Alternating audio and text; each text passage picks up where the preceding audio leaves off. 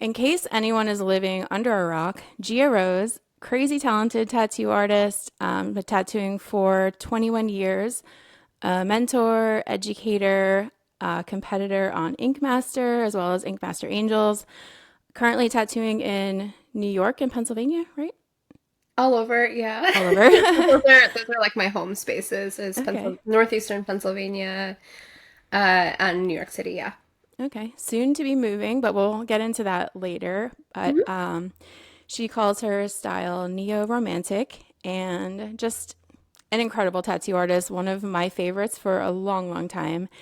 That makes me. Gia, thank you so much for being on the podcast. I appreciate you showing up, even though you have a cold and you're not feeling great. I'm You feeling look much better, but good. it's definitely at the tail end of the sinus infection world. And I was flying back from England like the day after it hit.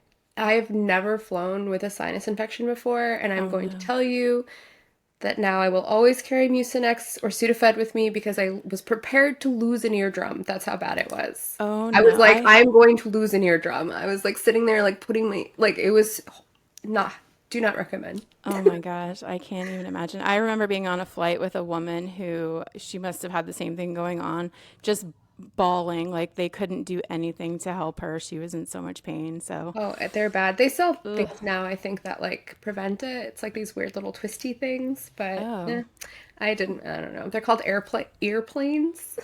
okay. Way off topic. And that's the show for today, guys. Ta-da! It's an ad for But airplanes. but thank you so much for being here. I appreciate Thank you you so for much. having me. So, I sent you out like a little questionnaire just to kind of get an idea of like what to talk about today. And one of the things that you mentioned in it was you kind of fell into tattooing by accident, and I'd love to hear what that means. Tell us like your little backstory and how you fell into tattooing. So it was kind of like right place, right time. And in that time frame in the tattoo industry, if you weren't around during that time, it was very, very different. Social media didn't exist. The internet was barely kind of a thing. Um, I don't even know if MySpace existed. Like there was nothing, you know what I mean? We started around the same time. So I've been tattooing 21 years Yeah, also. So you remember. I don't even think there was MySpace. No, I don't No. think so. There Or was if nothing. there was, I didn't know about it. No, social media was just not a thing. Yeah. I didn't even have a cell phone. We didn't Hmm. have like I still, you know what I mean, like that era. And so tattooing was very different, you know, like it was very shop centric. You know, at the time the most anyone would get in the industry, quote unquote, like if that's even really a thing, like I mean it is and it isn't. And we can go into that in my beliefs if you ever want to, but you know, the most you would ever get is like maybe a mention in the in like some tattoo rag magazine next to the, I don't know if I can say this, but porn section. Like Yeah. yeah, that was, or like a trucker. That was it. Yeah. So I was living in Nashville, North Carolina. I grew up in the punk scene in Michigan outside of Detroit. And I had spent a couple years riding freight trains. And so like I like was done with that part of my life. And I was living in like this kind of punk community, and one day there was this chick that was over, and she kind of had like a crush on my roommate, and like kind of just started making small talk with me, and I was just like doodling and sketching, and I've always drawn, and she just randomly was like, "Have you ever thought about tattooing?" Because I had some tattoos, but they were like I had a tattoo on my hand. I had some tattoos that were mostly from the punk scene, and then riding trains. Um, and I was like, no. And she was like, well, I know someone who's looking for an apprentice. And I was like, cool. And so she like told me where her shop was, and it was this woman, Miss Kitty Love. She had this shop, this private studio at the time, which was really rare, called Sky People Tattoo.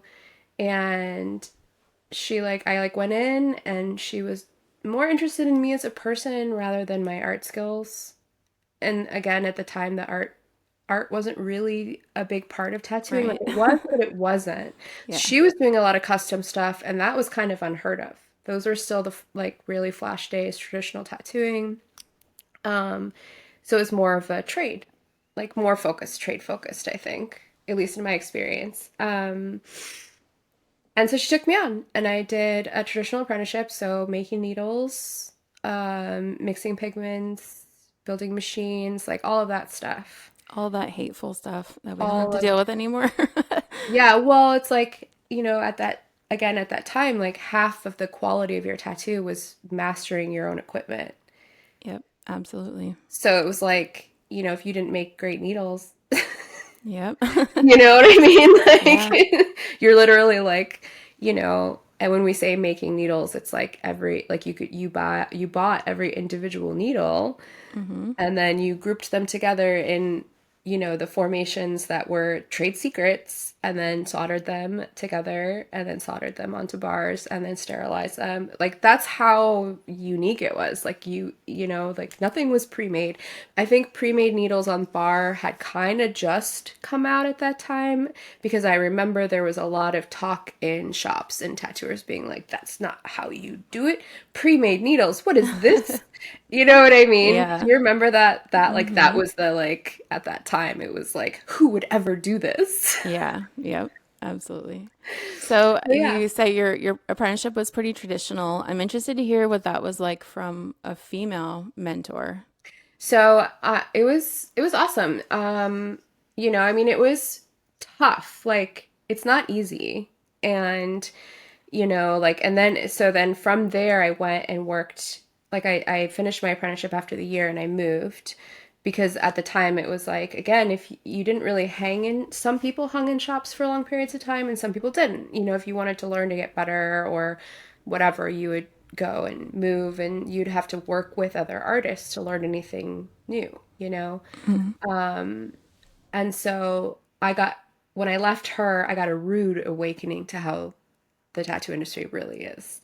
Right. You know what I mean? Like it was kind of like, but my apprenticeship with her was still hard. Like I worked a full-time job.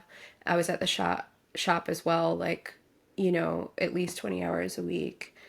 Um, you know, What was your full-time job?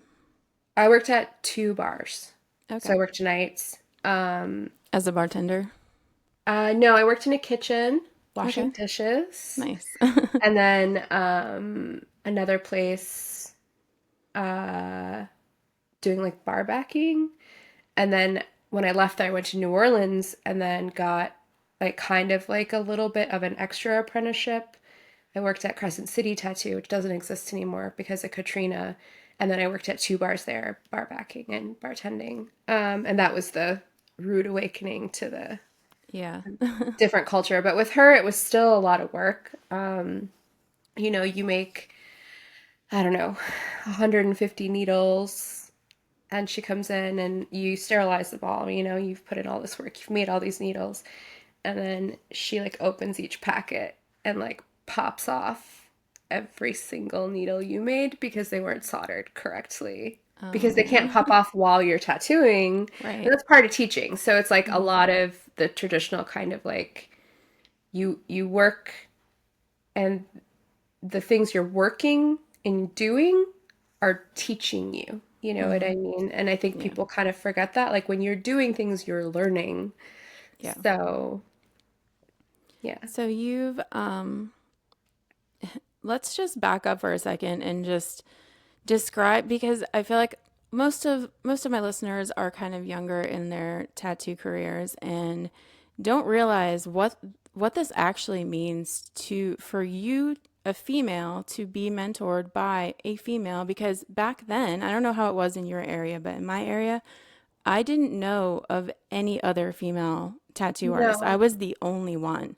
And it was unheard of, and people would constantly think that I was the front desk help or that I had somebody ask me like, "Oh, do you draw the pictures on the walls?" I'm like, "No," because I'm sitting there drawing, right? "Do you draw the pictures on the walls?" "No, I'm drawing this for a tattoo." "Oh, you draw the tattoos for the artists?" Like, "No, I am the artist." But it was just like so like foreign to them. They were like, "What do you mean you're the artist? Like you do the tattoos?" I'm like, "Yes." So for you to have found a female mentor is just incredible because it's just kind of it was unheard of back then. Yes, and I didn't realize that until I left. That's the Hmm. thing, is because I kind of went into it on the like she was ahead of her time. Number one, she's still tattooing. She's a great tattooer. Um, and she grew up tattooing, from what I recall, 80s, 90s. You know what I mean? And so she had been tattooing quite a long time when I went to work for her, and learned from her. And she was the one who kind of guided me in this way that was like, because of the world she came up in, the do's and don'ts as a woman. You know what I mean? She was like, never date a tattooer, because you never know who you're going to work for one day. Mm-hmm. Um, like kind of like etiquette as far as like how to conduct yourself. And then it was really focused on art, her kind of custom stuff that she was doing that again I didn't realize until I left wasn't really like she was really kind of ahead of her time. Um, wasn't really a thing. She was mostly appointment based, but the tools and the skill of the trade was still all a trade skill. You know what I mean? Um, so, but she did have like kind of this very tough exterior, and I remember at the time I was in my early 20s. 2021, and it was she was intimidating as a person. Tattoo shops in general were intimidating. She was somewhat intimidating. And I remember she was also very polarizing, which is quite interesting because I kind of feel that way about myself sometimes. And I would always hear things about her, good and bad. And I remember one of my earliest memories was asking her, like, why people would say, like, I remember we were standing outside of the studio, and I remember asking her something along the lines of, like, why people thought she was such a bitch. And I remember her standing there, and she just kind of like paused and looked away for a minute for a long time. And she was like, I think it's because I'm completely comfortable with who I am, the good and the bad. And then she just kind of nodded to herself and was like, yeah, and like walked back inside. And I remember that moment as just being like, I want to be like you one day. Like, I want to feel that way. That's funny. I remember so before I was tattooing, I worked at Pizza Hut. I was like an assistant manager at a Pizza Hut. And I remember one of the, trainers when I was going through the management training telling me that women in leadership positions, when they're stern, when they're direct, they're seen as a bitch. Hmm. And men in the same position are just seen as strong and stern and strict. But it's because you're female, you're a bitch. And Yeah. so It's like I a always, negative.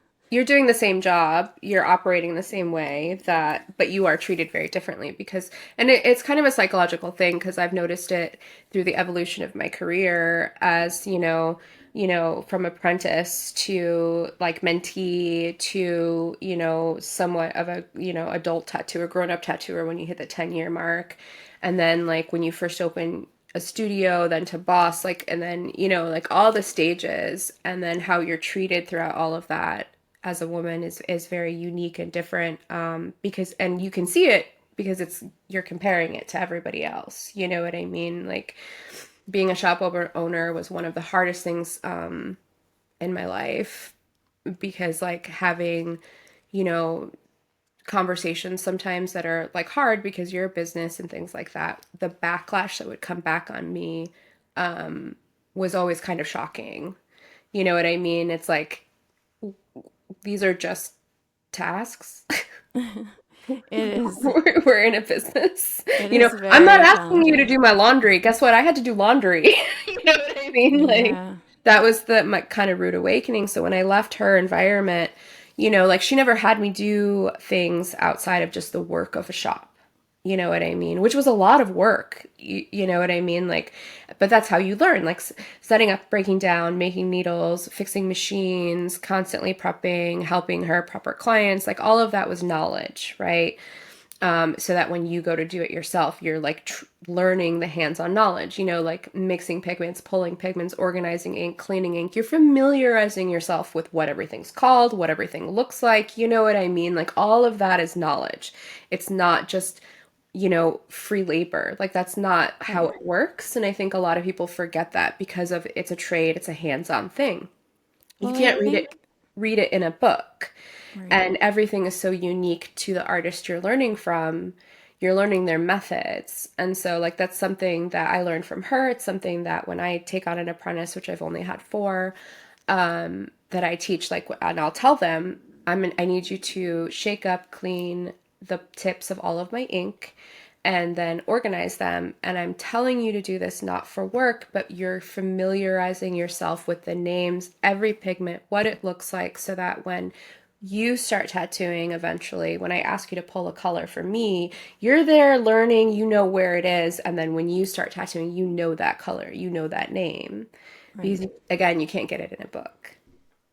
Right. It's very like Karate Kid, right? So Oh my God, it is. so they're doing the things and they're like, why do I have to do this bullshit? Like, I just want to learn how to tattoo.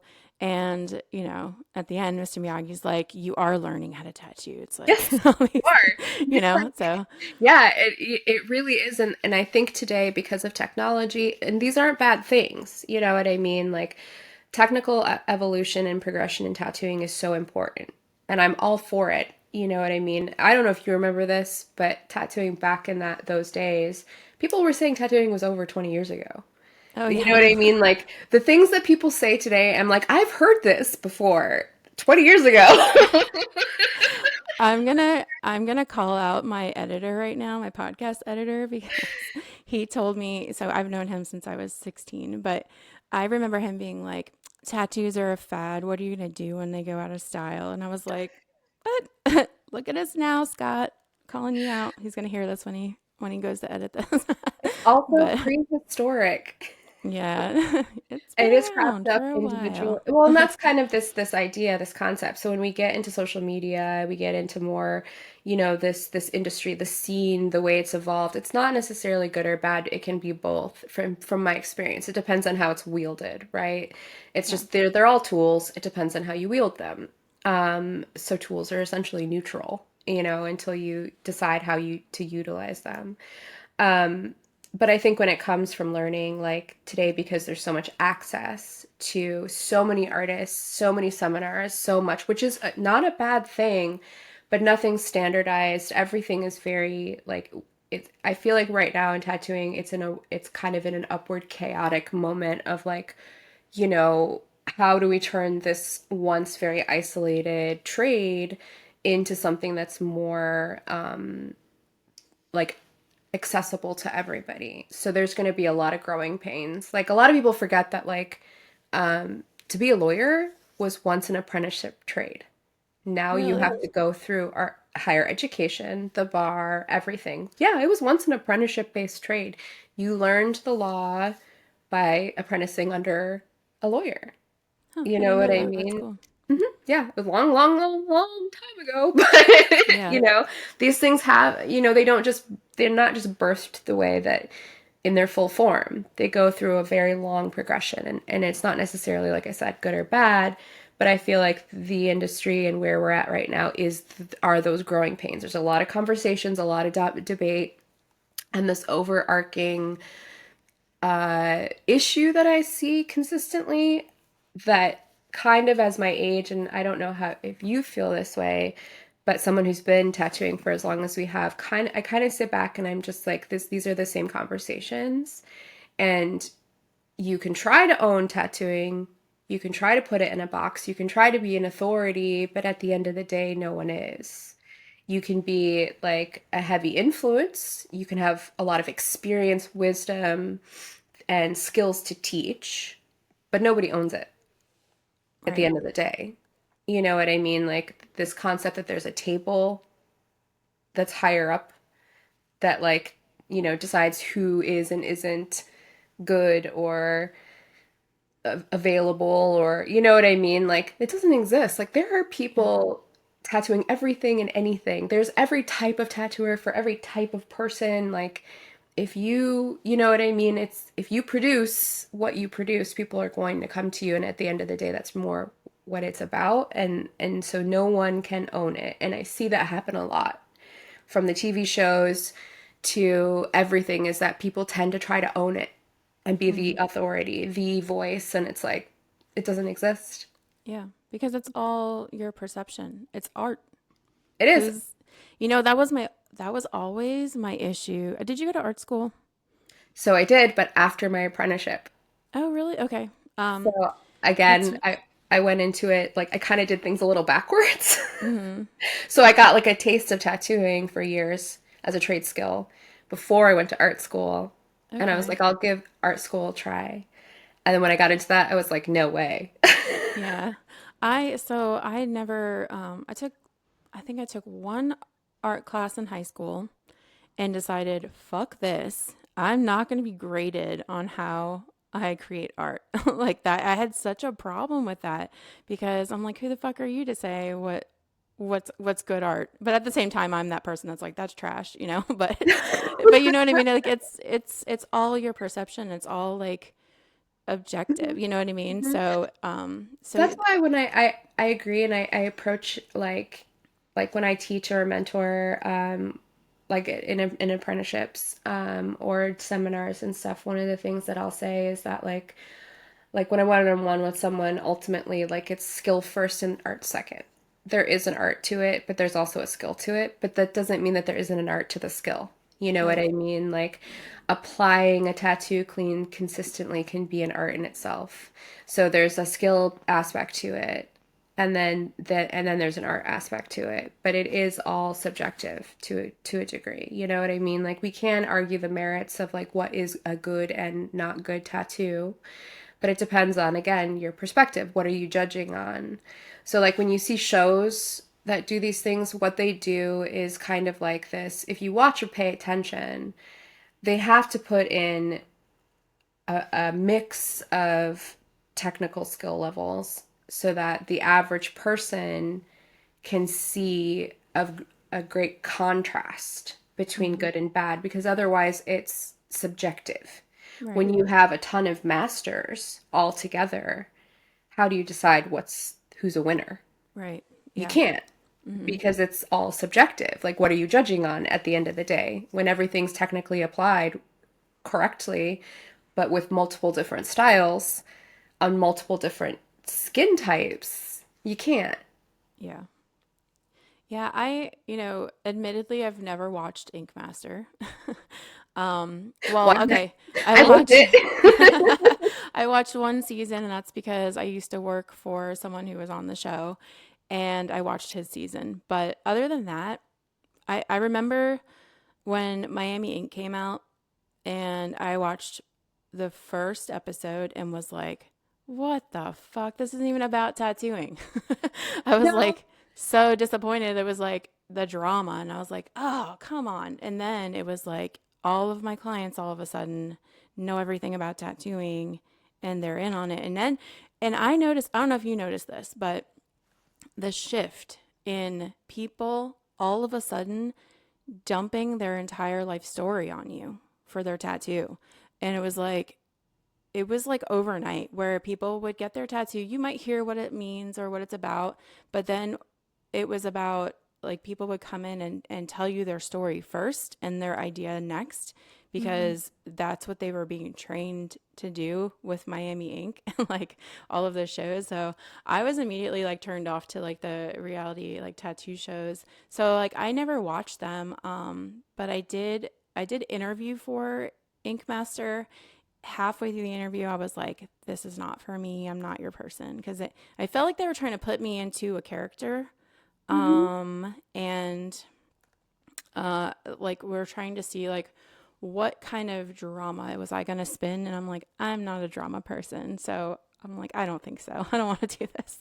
So I like bailed halfway through the interview. But I know a lot of people who've been on the show and it's really interesting to me. Like, I know that it's got to be really taxing, emotionally, mentally, like probably zaps your confidence or any confidence that you had going in there because they are brutal. And, and I can't even imagine living through that. But then also having to be judged by people, especially like being judged by someone who doesn't even do tattoos, you know, like that's got to be so rough. But Well, I think for me, like especially like as time goes on, like my memories of my experience as I've grown as a person has also grown too. You know what I mean? Like That's something I've noticed a lot, is that like what I took from that experience has been different in the evolution of my own life and career as an artist as I've grown. We can do that a lot throughout our life, you know. And I really went for the experience and for the fun, and it did, for a lot of reasons, push me in good ways and in negative ways. You know what I mean? And I think certain people are cut out for it because of the way that the nature that it is a show. You know what I mean? Ultimately, it's a show and it's a competition show. I can't talk about a lot of the details of what they do or how they do. I'm legally not allowed to. Uh, but it is all put together in this way. And but as an artist going into it, and every show is different. Every artist's experiences are different.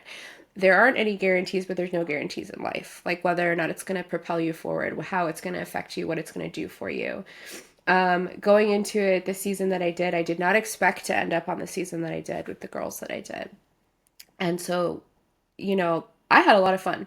And I still think the tattoo I went on home on was falsely judged. I will hold true to this day. And actually, fortunate, I got to the tattoo I went home on was a pinup, and the guy who got it, it was of his wife, and he vehemently loved that tattoo and was always like, just like loved it. He had written about it on Reddit, and unfortunately, he did pass away, and Oh, his so sad. wife came to me to get a like similar kind of memorial piece for him as Batman. Oh, And is it this? Okay, so I just looked it up. Is it it's the purple and black like a Catwoman pinup? that's No? the pinup Oh. that I went home on. Yeah, that's Oh, her. okay, yeah, yeah. So, That's but what I was thinking. compared to what I went home to, come on. Yeah. Cute. uh, the photograph is actually like it's on the calf, so it's angled differently. Mm-hmm. So the bottom of the picture looks shorter, but in person it's not. That's the Yeah. other thing, is that like a photograph of some, like if someone, we don't take our photographs on the shows. Someone Right. else does. Oh, hate So, that. Oh my but God. anyways, and I got to gift that to her for free, and that was a really special moment, but for me and her. Yeah, that's really sweet. And I was really like, when she reached out to me, I was really happy that she did. You know, Yeah. it was just it was really cool. So, because I kind of believe in those kind of cyclical connections. Yeah. But, you know, at the time, it's like, I think Instagram was really kind of coming up at the same time. So it was like a lot of timing for me. And it was also my first experience being thrust into this more spotlight, when at the end of the day, it's like I still feel, even to this day, like I'm just a tattooer. And like my love and my passion is tattooing, and my love and my passion is also teaching. And like when you boil it down, at the end of the day, why do I tattoo? Like if I ask myself that question, and I think a lot of people should, and they don't ask themselves enough throughout every change or aspect or moment of their career, like why do I tattoo? Why do I do this? Be honest with themselves, and then would you do it for nothing? And if the answer is yes, would you tattoo for nothing in exchange? And the answer is yes, then you're in the right place. You know what I mean? Because you're doing it for the love of what you're doing, love of the craft, love of what you're doing, how it impacts other people, however you find that. But if you would do it for nothing in exchange, you're in the right place. Yeah, I love I that. think that's my philosophy and my belief system. And sometimes I have to check myself and ask myself what I'm doing, why I'm doing it. Yeah, and I think about that often because I do get, I'm sure you get the same people asking for apprenticeships daily. Mhm. Want an apprenticeship. In 20 years, I've only done four. Yeah, I've only done one so far. Well, I guess one and a half. It didn't, the second one didn't Well, work out, technically but only three. One, I we never got to tattooing because I had to yeah. let them go, because some things aren't good fits. That's the other thing too, Yeah. is that like when you go into an apprenticeship, like they're hard to get, number one, and I think it's important to realize why. Why Hmm. are they hard to get? No artist is under any obligation to turn around and teach somebody what they know. And there is this inherent, in general, I'm teaching my potential competition. Right. You know what I mean? True. That's just the way the world is, you Yeah. know? So like, do you teach because you need help? Like, so let's wind it back a little bit. The original, let's just wind it back a little bit, not like far back in ancient times of tattooing or different cultures of tattooing, where I think apprentices had a very different role. But like in more modern day, post-industrial era apprentices, why did you have them? Because that was the functioning of a studio. You know what Mm-hmm. I mean? Like apprentices learned the craft in exchange for helping a studio function. And they were a vital part of that studio. And so there was this kind of exchange, kind of thing for a tattoo artist to focus on the clients and their work, creating the art, a lot of drawing that went into anything before iPads existed, all of this, right? And then and so they're learning the skill that way. Once we started progressing in tattooing like in a technical level, and we take away the cords, we take away the power source, we take away, making our own needles, we take away making our own pigments, we take away making our own machines. What is an apprentice to do to be a part of that shop? You're no longer having to sterilize your own equipment. Everything is bought, everything is wireless. So then all you have left is skill. There's almost nothing in exchange. So then how do you implement an apprentice into your studio when they're no longer a vital part of the functioning of a studio and it's simply to teach? So Yeah. that has to have a big pivot, which means that apprenticeships can be even harder to get. There might be more tattooers in the world, so maybe there's more opportunities, but there's less of an exchange. So that's where you get into people now charge, like school, Mm-hmm. or they do work exchange. You know what I mean? If someone can't afford it. But that's another part where we're in tattooing right now, which is like, how do you put a value on it? Yeah. And a lot of people, I think, when they get into tattooing, they don't realize what the value is. You know what I mean? They think that it is just art when it's not, right? It's art and skill. And there's a lot of responsibility that an artist has when taking someone on in their studio. A lot of liability. There's, because it's procedural too.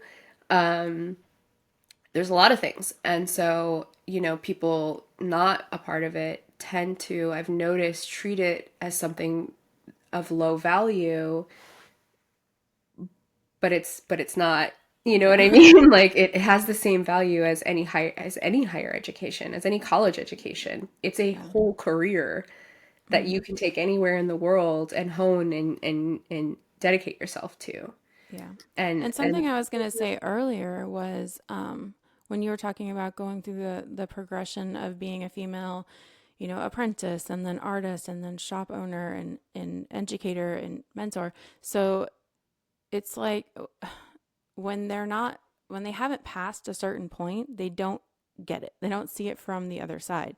So coming in, knowing nothing about the industry, they don't see it from our perspective where we've put 21 years in and we've done all the things and we've made all the mistakes and we're handing them over the shortcut yep. to where, my apprentice is she's basically from what she doesn't have as much experience. She's still going to run into situations and things where she's going to need my help and have questions, but as far as skill wise, she's on the same level as me already. She's been tattooing a year and I'm Oh, like, my, okay. my apprentice Eli, who graduated, he's been with me for 2 years, and as I'm making shifts in my life, I just gave him the private studio we had, and hands down best apprentice I've ever had in my life. I've never met someone so dedicated. His fourth tattoo is better than most 10-year Yeah, tattooers. And same. and when I saw it, I was like, fuck you. Yeah. Yeah. I mean, I'm like, I hope I helped you with that.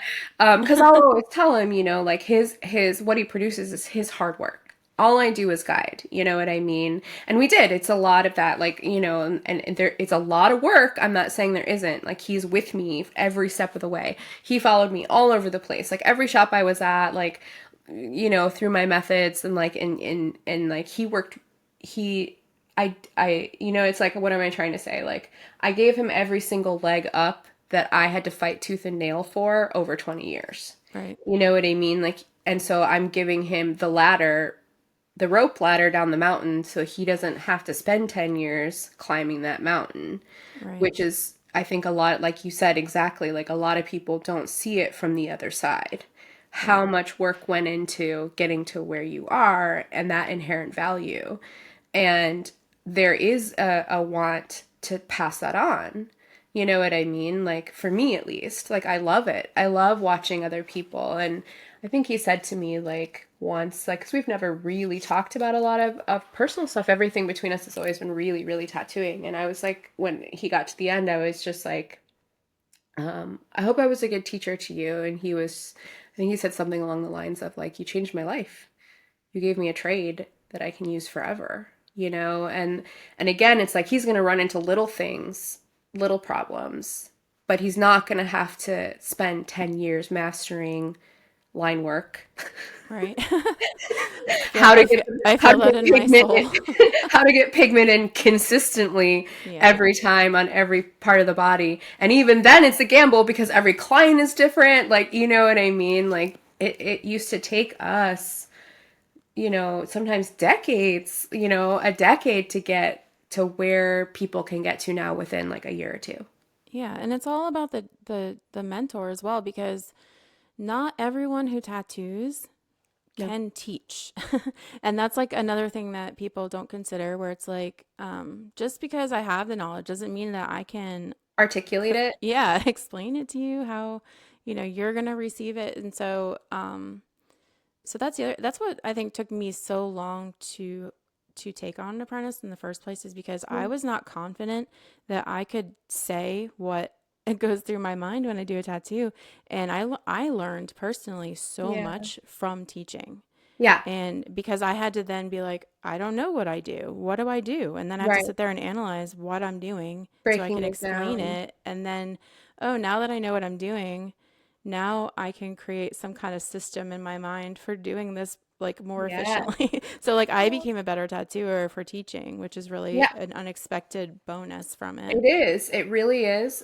Breaking it down. It does make you kind of go back to the basics too, where you're relearning things. Like, you're like, okay, well, how would I explain what I do or my methods to somebody?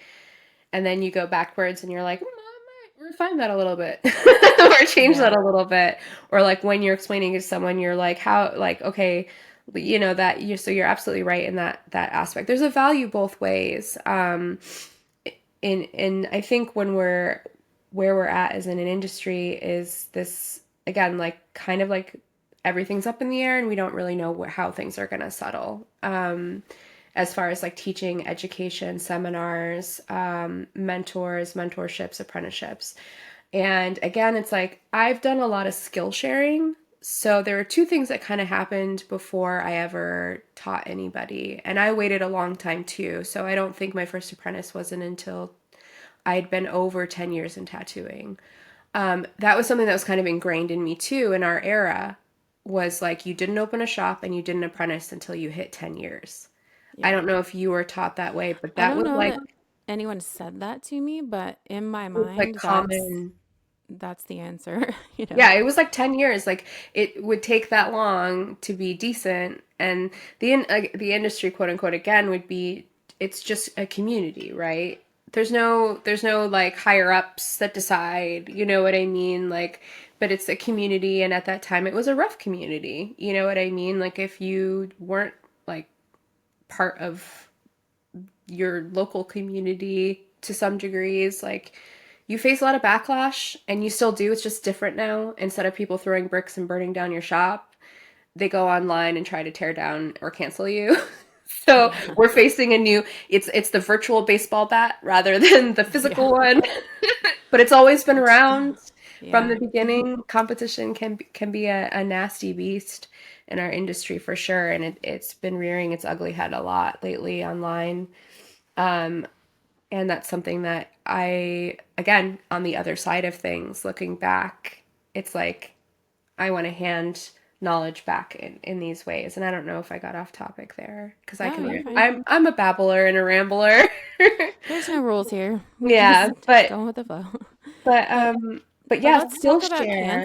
let's talk about cancel culture because Ooh. um Yes. yeah, Have so you made it? Okay, that's the new like bar I joke with. Like, have you really made it if someone hasn't tried to cancel you or you haven't been canceled at least once? I mean, come on. yeah, it's I mean, I have had my share of negative comments, but nothing super overwhelming that I couldn't just try and brush off. But yeah, there's this whole other, evil side of the internet where, someone talks a bunch of shit about you and no one's checking to see if it's true. No one's checking, for facts. They're just like, "Oh my God, I heard this and that person's a piece of shit. Let's cancel." And it gets overwhelming. It gets out of control. How Because you've kind of been dealing with that. Hmm. How do you deal with that?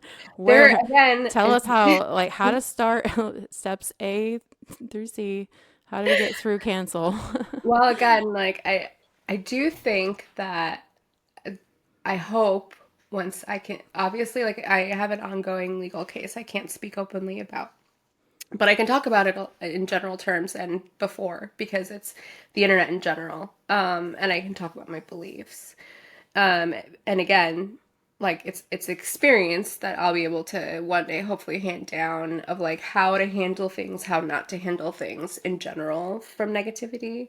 Um, and a lot of it is that like so when I first like did the shows, that was my first experience with getting like a lot of negativity, a lot of positivity too, but negativity from complete strangers. You know, critiquing my work, critiquing my face. You know what I mean? Like and at that time I remember being like, wait, what? Like that's like how rude. You know what I mean? Like you wouldn't say that to me in person. Like Right. but you feel safe and fine to say it online because you don't have to face a person. You're not looking at me as a human being or a person. You Right. know what I mean? And that's the big disconnect and the problem, right? So like do you have the balls to take a baseball bat to somebody's body? No, not Right. necessarily. And we have decades of case law that say that you can't do that, right? Right. But the internet people utilize as a baseball bat to get what they want, and we haven't caught up. Nor Right. are we even recognizing what's happening, you know? And I was guilty of this, like with the podcast I did with Teresa when Tattoo Gate happened. I intellectualized what happened from Russ and the people that were part of that without seeing the person behind it. Mm-hmm. And we talked about, and I'm pretty sure we talked a lot about like the industry standards, things like that. We didn't speak a lot personally, but there's this concept called ad hominem, which is when you make or when you attack someone personally rather than their belief systems or their practices. You know what I mean? Like we can talk about practices, we can talk about belief systems, we can talk about structures, but you don't undermine that person as a person because you forget that there's humanity there unless there's like these obvious extremes, right? That we can Right. say, you know, like that's bad, that's morally wrong. You know what I mean? Like we can all Right. agree on these like bigger topics. But a lot of it is noise, but it can be overwhelming. So like if you're walking through the internet and you're having a bad day and someone posts or something's happening and you don't like it and you make a comment that's negative, what you might not realize is that that person behind that might be the millionth comment. Mm-hmm. And it's like a million cuts. And we see it all the time. People take their own lives. And it impacts people to the point where they lose their jobs, custody of their children, their relationships, their careers, everything over noise. That's essentially modern day witch trial. It's Right. the inverse of the law. So online, you are guilty until proven innocent, no matter what. And it's up to you to prove your innocence, where the law is the reverse. And in the internet, it's like the memory is 2 seconds. Like Yeah. anybody can cut and paste and twist and turn a story to any narrative. Where I've learned in the case of the law, the entire story and truth is laid out from beginning to end, and you can't do the same things, and then things are decided what is fact, what is not fact. Right. So you have to be very careful. I've learned on the internet today, and especially when it comes to gossip, rumors, or so ever, or for whatever, to be very careful about what people are saying because you just don't know. You really don't. And I've witnessed and experienced a connection with a lot of tattooers who had reached out to me through my stuff being like, this is why I don't teach, which is a Mm-hmm. shame. Or Yep. like, I won't expose myself with today's current climate. Other artists who are incredible artists who've gone through their own things, who have been forced to, you know, put out publicly their private lives when something should be, these things should go to the proper places. You know what I mean? Whether that's court or, like in order to save their careers, Right. and in a way it's freeing, but it's also horrible. Like when 100 strangers are telling you to take your own life and you don't Oh my even know gosh. why, you're like, oh, maybe I Yeah. should. Like, And what? the thing is, like, you could have 100 positive comments, Hmm. you get two negative comments. That's what you remember. Like we're just like conditioned We to are see these hardwired. things, and it's like, We're hardwired that way. Yeah, it's sad.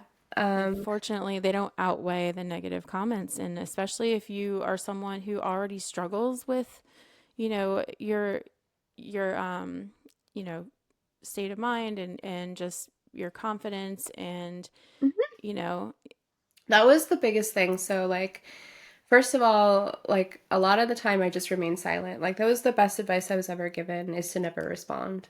absolutely. Um, unless you absolutely have to. You know what I mean? Is to try to be as silent as possible. Because all you're doing is fueling a fire. And eventually that fire will burn out, and then you do kind of controlled burns on the back end, which is that if someone's committing any crimes or breaking any laws, retain legal. The unfortunate thing is a lot of people don't always think about having the funds for that or that avenue, which is available for them. And then the other thing is, I remember my biggest thing was I got to such a point of like just the barrage of everything, where I had this realization where it was like I have a 21 plus year career. I have support from all my pro teams and sponsors. I have a strong family support. I have a strong community support and friend support.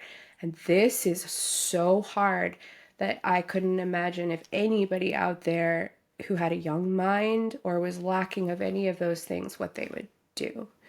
Yeah. Because it can push you, and then you start to gaslight yourself about your own experiences, about whatever's going on, whatever situation. And what I found is that there were certain individuals, because I'm a human being and because we're all people and sometimes we don't get along with other people or we just don't like each other, you know what I mean, like for whatever reasons, took the opportunity to like make it worse, Right. just tell me like how they felt. And it's just it's like, I don't know, at the end of the day you're like, I always, because the way I was raised, it was always this like thing that I was told, which was like always stay curious. So it's like, okay, so what can I learn from this? What can I glean from this? What can I get from this that I could use to help others, to protect myself, to protect others? And I got a lot. And I hope one day to give that back. What do you think the biggest thing that you learned from this whole thing was? There for in the world of the internet, especially like let's apply it just for tattooing for our listeners, for you and tattooers. There's a lot of places where we're exposed, um, and there are protections to be put in place. And a lot of it is figuring out how to cut out toxic environments and toxic people with with utilizing protections in a legal sense. So mutual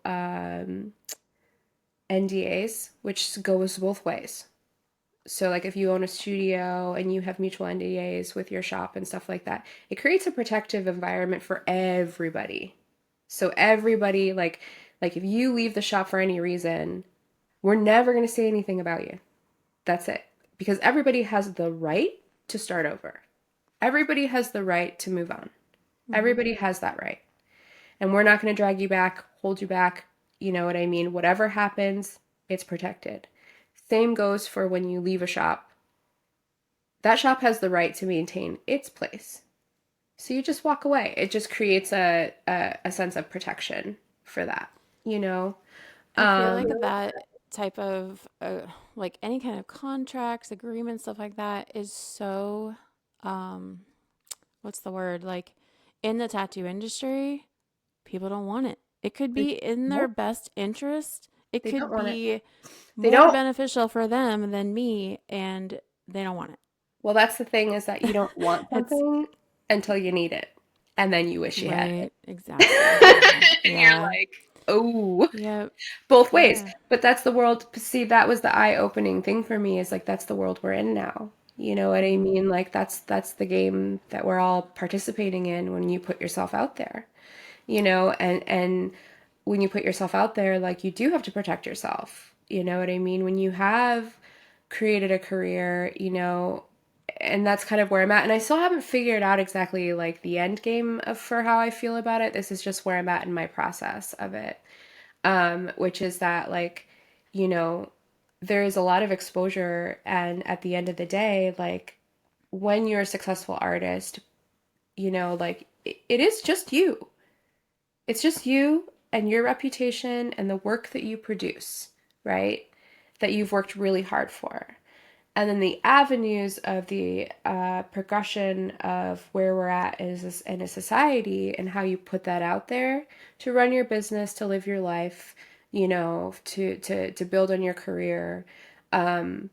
If that's lost or gone or damaged or you lose for any reason whatsoever, you know, and you find yourself defenseless, you know, like people don't think about those things.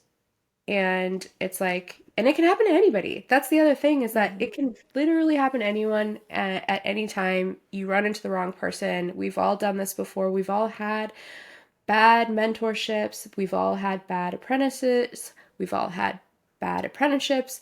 We've all had bad seminars. We've all had bad clients. We've also had all great, you know what I mean? But there are those things that do happen because we don't live in a world that's perfect, you know, and like it's the same with making mistakes. Mistakes are normal and part of being human and part of growing, you know, and learning.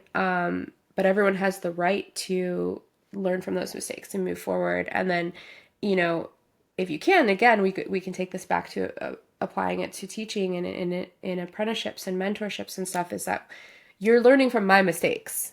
I'm going to tell you where, you know, you get to skip all of the like, however long it took me to get to this point when I'm telling you, like, this is the way you should do things, or this is the way I do things. Like, you're skipping all these levels. Um, but we're getting more and more as again, like, and we're like just now kind of having these conversations, but tattooing is becoming more and more corporate. You know what I Mm-hmm. mean? Like there are studios that are cropping up where there's a bunch of them. They have HR departments now, you know, and it's like these are businesses that artists are working for that I promise you, they protect themselves. You know what I Yeah. mean? Like, and they're not the ones producing the work nor out there, right? Right. There's Yeah. just a shop, but there's people behind that shop. There's boards behind these things. You know what I mean? And so, like, you have to look at yourself as one singular artist operating within this realm in this world. There is a lot of vulnerabilities there, you know, and like, how do you protect yourself? Um, and, you know, like when it comes to the internet and online, like if you get attacked in any way, people's first instinct is to defend themselves publicly, to go on the offensive or the defensive or whatever. And my advice is no, to say nothing and to Yeah. continue to live your I life agree. and handle things how they need to in the back end. And the reason why is because there's a cognitive bias that can happen. And there's something that is called I think it's called the priority effect. Oh, I can't remember the name. It's a something effect, but it's actually hardwired in us biologically that regardless of the truth, regardless of proof, people are hardwired to believe a story they hear first, no matter what. And that's why children will run to their parents and yell and talk over each other to tell their story first. Right. And so, you know, I can't remember, the primacy effect is what it's called. Okay. And we have to battle that all the time online, you know what I mean? Because once, unfortunately, you start to become successful, you're up for grabs. Because whether it's competition or whatever, it's like people will attack you from all angles. You know what I mean? Like if they can't criticize your work, they'll criticize your looks, especially if you're a woman. If they can't criticize your looks, they'll criticize your work. If they Right. can't criticize both, they'll go for your character, your morals. You know, like some people just do that. I don't know why. I'm glad I don't know why. Yeah. um, but I think for me, like, I've gone through a lot of it. Like, there was a lot of rumors going around about me faking cancer, and it got Oh. brought up uh, during a lot of the internet stuff. And it got to a point where I was getting DMs from artists that were like, this person's sending me this, saying this about you. And it's all about faking cancer, which to me was heartbreaking because number one, who would do that? Number two, if you're going to accuse someone of that, you better have some proof. That's Yeah, a pretty seriously. serious accusation. And so it got to a point where it was so bad that I was like, you know what? My mental and emotional health is way more important than my privacy. So I posted my Right. medical records online. It's on my Instagram right now. And I made a statement about it because I was like, this is wrong. Yeah. I Here mean, you go. it sucks that you had to do that, but to be brave enough to do that, I I mean, cried for an hour after I made that post. I'm sure. But then, because I wasn't expecting people to be positive, it wasn't. Yeah. I was expecting more backlash, but I needed it to stop because Yeah. I was like, my whole life, my whole body changed like that. You know what I mean? My ability to have children, like my whole life changed from that experience. And I'm not going to let rumors take away my story, you know? Yeah. That's mine with or without tattooing, but it, you know, like changed my whole life and put me in a different path, you know? Um, but the And you were response I so got, young. You were so young when that happened. You were yeah, what, 31? I think I I read. was 30, 31, yeah. So like That's, mid-year. Yeah. So, um, and so then when I posted that, then people stopped because it was like too far. You know what I yeah. mean? Like being doxxed and having phone numbers and addresses and stuff published was scary enough, but like the other stuff was way more emotionally damaging to me, where I was like, I'm not doing this anymore. Yeah. Here's my medical records. Kind of fuck you, have fun. That I was my mean, way of when, like trying to take my power back. And again, after that, just continuing to live my life and continuing to tattoo and feeling incredibly grateful to have such a core clientele of people I've worked with for so long, And then that's the other thing is that I have always kind of taken on this clientele of people who have chronic illnesses. So I tattoo a lot of people with chronic illnesses or have gone through cancer treatment or survivors because I get it. You know what I Mm-hmm. mean? Like it's like if they have to move an appointment, cool. You know Yeah. what I mean? If they have to schedule on me last minute, cool. You know what I mean? Like I get it. I understand. And we're drawn to that. So again, Yeah. sorry if I'm rambling and getting off topic. No, you're fine. You're fine. But What do the you best, think is something that's kept you grounded throughout all of these challenges that you've been through? honestly, my family. I'm really lucky. Like my family has been close and not close throughout my entire life. We're all very different and we're all kind of like out of the home very young and but we all talk a lot, like independence and self reliance was very encouraged in my family very young. Um, and then my client, I mean, I know it sounds cliche and cheesy, but my clients, like I love the people I work on, the projects that I have, the conversations we have, working with them through their journeys. Like I love it. You know what I mean? And it's that it comes back to that question because I almost quit tattooing. I was like, do I even want to do this anymore? Like, what has this become? I don't know. I don't recognize the home that I've always called home anymore. Um, and then it was like, well, I have to finish these projects I've started. And I didn't know. I was kind of sitting on the fence about a lot of stuff, didn't know where I was going to go. Um, and it really was like these projects, these clients I've been working on that come in and have these like, would just give me hugs and be like, dude, I know you. I've known you for years. I've worked with you for years. Like, like all of that, like really like propped me up when I was, and then realizing that it's like, and even my sponsors and the pro teams that I'm on, they were right there with me and like, known you forever, worked with you forever, like so it really came down to support and people, you know, the support and people being positive and being like, you know what? Like, this is just life. Things happen. We're here for you. And then it's again, it's that nose to grindstone, just kind of like taking the time to reevaluate everything and then go back to that. Why do I tattoo? If I, and then thinking realistically about quitting and then being like, I'll just go into early retirement, right? And then Yeah. I was like, but if I early retire, I'm still gonna tattoo because I love tattooing. I love it. I So love why my retire? clients. And then I'm like, but then that's not really quitting or retiring, so nah. Yeah, that's funny. Guess I'll just Yeah, keep so tattooing.